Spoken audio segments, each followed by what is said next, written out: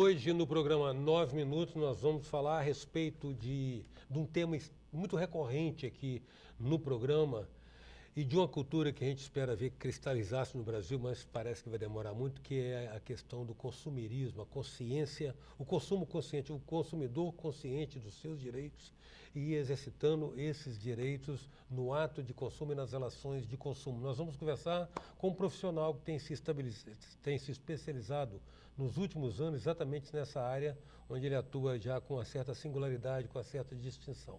Eu me refiro ao advogado, escritor, especialista em defesa do consumidor, Marcos Dessone, com quem a gente passa a conversar agora. Marcos, você segue perseverando aí na causa do consumerismo, ou seja, a cultura da defesa do consumidor, e agora lança a nova obra, o Código de Atendimento ao Consumidor.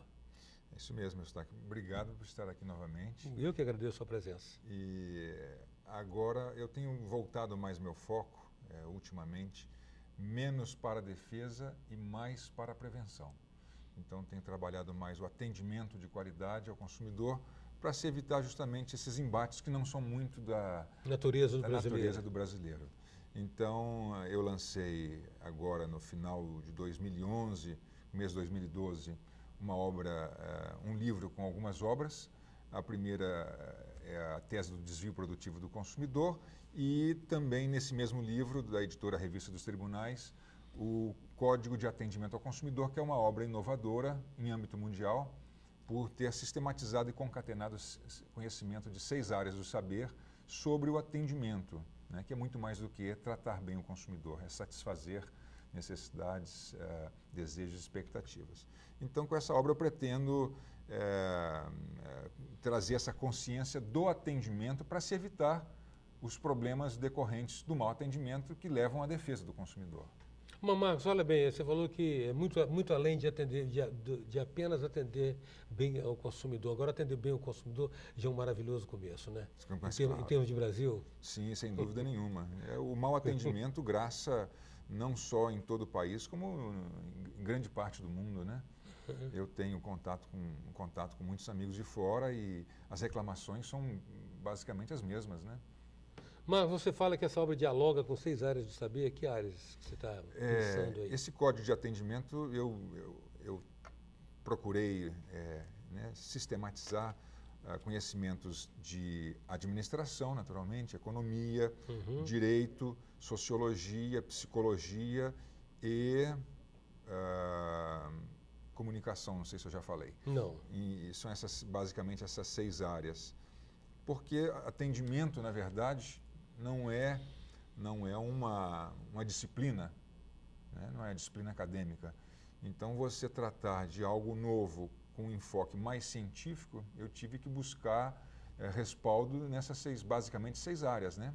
Você não consegue atender no sentido de satisfazer as necessidades do consumidor se você não se comunicar bem, se você não souber administrar, se você não tratar de questões econômicas, do direito, né, e etc. Né? Agora, é interessante que você, de repente, então, ou seja, você mantenha na linha mestra da consciência do consumo, da defesa do consumidor, mas não trabalhando mais a linha do embate em que o consumidor exercita um direito, mas no sentido da profilaxia, no sentido do prevenir melhor do que remediar. Sim. Ou seja, se atender bem, o consumo certamente não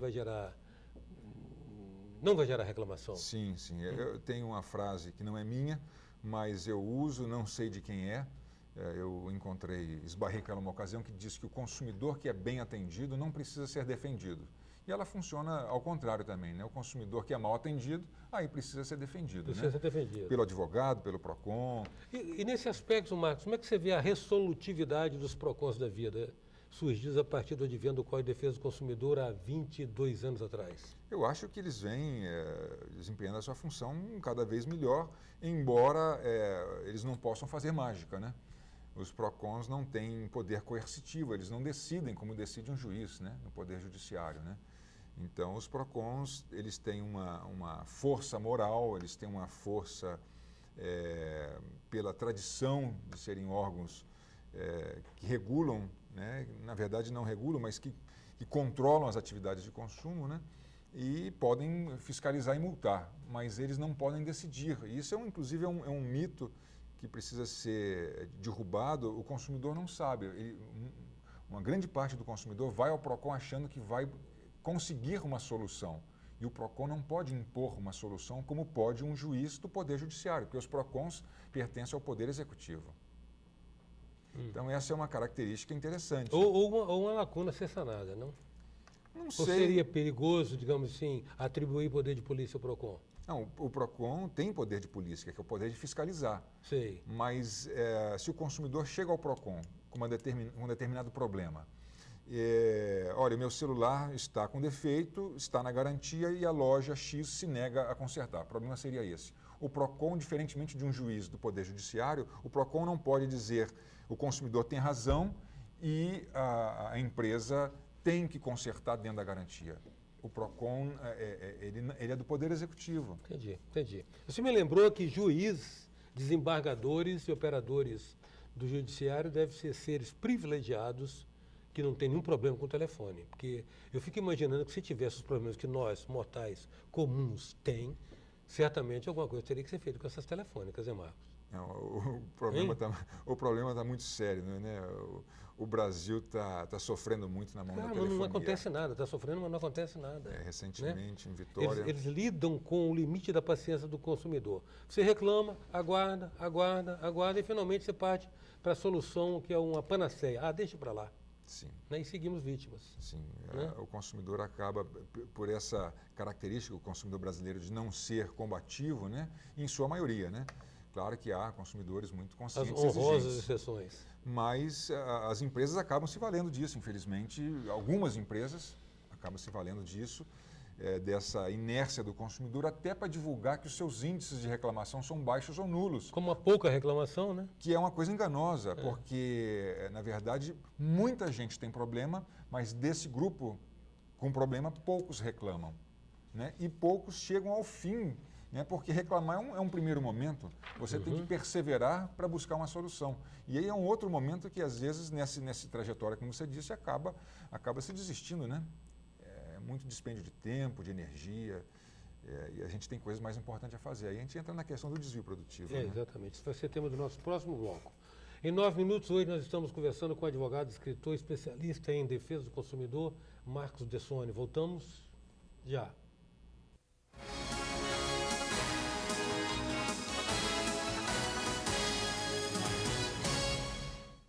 Voltamos com 9 minutos, que traz hoje o advogado, escritor e especialista em defesa do consumidor, Marcos Dessone. Marcos, nós encerramos o bloco anterior com você falando a respeito digamos assim, do cansaço, da desistência, da resignação que acomete o consumidor quando ele não vê suas reclamações atendidas. E você lembrou da figura do desvio produtivo. Essa figura, eu diria, jurídica, né? É espetacular. Isso é lavra sua, você trouxe isso de fora, como é que é? Isso é uma... Esse conceito é seu? É um conceito meu que eu criei, desenvolvi. Registrar a patente disso aí. Não, sério. Ele foi publicado nesse mesmo livro da Revista dos Tribunais, né? E como uma tese doutrinária.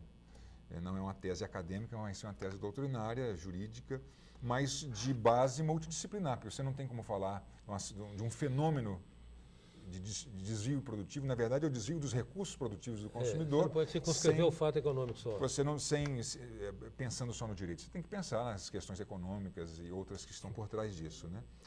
E o desvio produtivo, né, essa que foi uma tese, uma criação minha, na verdade se originou dessa nossa experiência, de cada um de nós. Eu apenas fui buscar entender esse fenômeno, descrevê-lo e fundamentar isso na forma de uma tese. Né? E em uma rápida síntese, o desvio produtivo é aquela situação que ocorre quando você está diante de situação de mau atendimento lato sensu, que poderia ser um produto, um serviço defeituoso, uma prática abusiva, né, aquela cobrança indevida, enfim. Diante de uma situação lato sensu de mau atendimento, o consumidor se vê obrigado, ele não é obrigado, mas ele se vê obrigado, para não ter prejuízo maior, a se desviar de suas atividades corriqueiras, preferenciais, como trabalho, descanso, estudo, lazer. Né? Para quê? Para tentar resolver um problema, né, causado por um fornecedor que tem o dever legal de não criar esse problema. porque aí, né, a gente fala do Código de Defesa do Consumidor, que é a lei, diferentemente do meu Código de Atendimento, que é um código ético.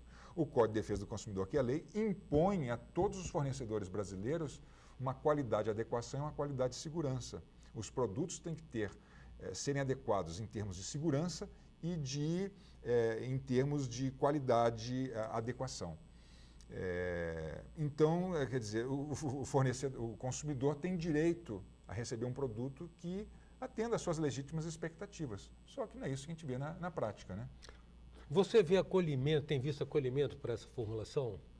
Você tem Sim. visto que ela está prosperando? Porque, olha bem, Sim. não se fala apenas de uma subtração de tempo de outras atividades, mas também do dispêndio de energia psíquica, da contrariedade, da irritação, do aborrecimento, do desgaste psicológico, do mesmo dinheiro que se despende, às vezes, nas providências que esse desvio produtivo envolve. Você tem visto ela prosperar, ela ser acolhida? Sim, o meio jurídico acolheu muito bem essa tese, tanto que foi publicada por nossa maior editora jurídica, né, que tem 100 anos de Brasil, e as pessoas sempre que, enfim, em contatos em seminários, em eventos jurídicos, sempre são muito elogiosas e muito demonstram muito acolhimento à tese. E eu acredito que isso em breve vá trazer o que eu quis com a obra, que é a conscientização de que o tempo de vida, o tempo último, o tempo pessoal de cada um de nós é algo muito valioso, né? O tempo é finito, inacumulável e irrecuperável. Portanto, é um bem econômico muito valioso. Mas ele não é, em termos de Constituição, um bem jurídico expressamente protegido, tutelado pela Constituição, como é a intimidade, a honra, a privacidade, entre outros bens e interesses jurídicos. Então, a gente não pode falar exatamente no sentido de que toda vez que o consumidor precisa se desviar dessas suas atividades para resolver um problema com dispêndio, na verdade, né, você tem aí um desgaste, o seu tempo é desperdiçado. Um desperdício de tempo, você não pode falar exatamente um dano em termos jurídicos, porque qual o conceito de dano? Dano é a lesão de um bem jurídico. Se o tempo não é expressamente um bem jurídico, pelo menos constitucional, você não teria dano a ser indenizado. Claro que há outras, e não é o nosso escopo aqui, há outras formas de você indenizar, isso aí sim, há outras formas. A tese, portanto, tem o condão, tem o objetivo de trazer à luz, né, e buscar consciência de todos nós que todos somos consumidores e os economicamente ativos somos fornecedores, né? Então, trazer a consciência de que o tempo é muito valioso e não pode ser desperdiçado. Veja bem, eu me lembro nos anos 80, nos Estados Unidos, ocorreu uma alta de café aqui produzida, não sei por que fatores, foi climático, uma alta abrupta do café, e houve um movimento de donas de casa nos Estados Unidos para boicotar o consumo do café brasileiro, entendeu? E essas orquestrações, você acha que elas poderiam, digamos, catalisar um movimento de aprimoramento dessa relação de consumo entre fornecedor e consumidor? Sim, eu acho que, não sei se aprimorar no sentido de das relações serem mais harmônicas, eu não sei, né? Porque é um embate, mas que isso levaria a um aprimoramento da qualidade de produtos e serviços, sim, porque você estaria, né, por movimentos populares, exigindo que produtos e serviços lhe atendam melhor, com mais qualidade, né? O problema é que a natureza do brasileiro é de um povo mais pacífico, um povo não combativo, né? E com alguma componente de acomodação também, né, Marcos? Sim, sem dúvida. Então, eu não vislumbro essa cultura entre nós.